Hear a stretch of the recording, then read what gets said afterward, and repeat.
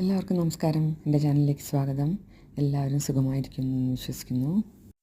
ഇന്നലെ നമ്മൾ വായിച്ചു നിർത്തിയത് സമ്പത്ത് നമ്മുടെ ജീവിതത്തിലേക്ക് ആകർഷിക്കുന്നതിനെക്കുറിച്ച് റോണ്ട പറയുന്ന വാക്കുകളാണ്.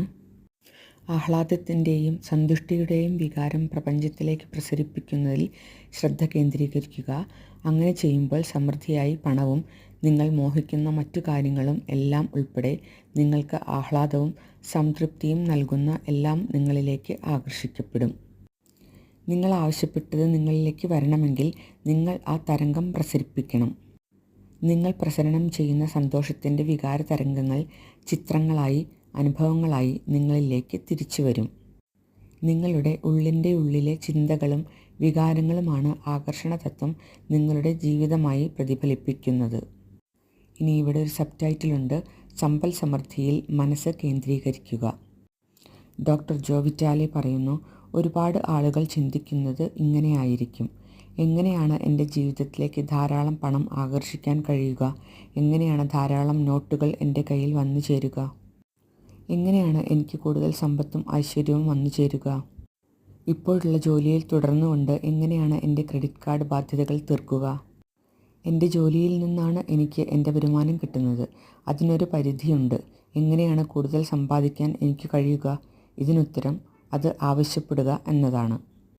ഈ രഹസ്യം പുസ്തകത്തിൽ തുടക്കം മുതൽ നമ്മൾ പറഞ്ഞുകൊണ്ടിരിക്കുന്ന ഒരു കാര്യത്തിലേക്ക് തന്നെയാണ് നമ്മൾ വന്നെത്തുന്നത്. പ്രപഞ്ചം എന്ന കാറ്റലോഗിൽ നിന്ന് നിങ്ങൾക്ക് ആവശ്യമായത് എന്തെന്ന് പ്രഖ്യാപിക്കുക മാത്രമാണ് നിങ്ങളുടെ ചുമതല. പണമാണ് വേണ്ടതെങ്കിൽ എത്ര പണം വേണം എന്ന് പറയുക.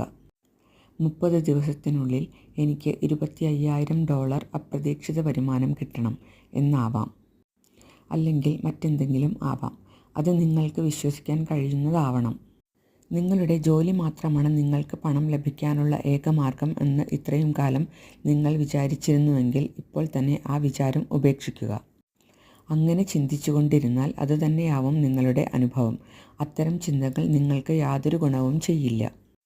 ഇപ്പോൾ നിങ്ങൾ മനസ്സിലാക്കി തുടങ്ങിയില്ലേ? സമൃദ്ധമായ സമ്പത്ത് നിങ്ങൾക്കായിട്ടുണ്ട്. അത് എങ്ങനെ നിങ്ങളുടെ പക്കൽ എത്തിച്ചേരും എന്ന് നിങ്ങൾ ആലോചിക്കേണ്ടതില്ല. നിങ്ങൾ ചെയ്യേണ്ടത് ആവശ്യപ്പെടുക, അത് നിങ്ങൾക്ക് ലഭിക്കുന്നുണ്ടെന്ന് വിശ്വസിക്കുക, സന്തോഷത്തോടെ ഇരിക്കുക എന്നത് മാത്രമാണ്.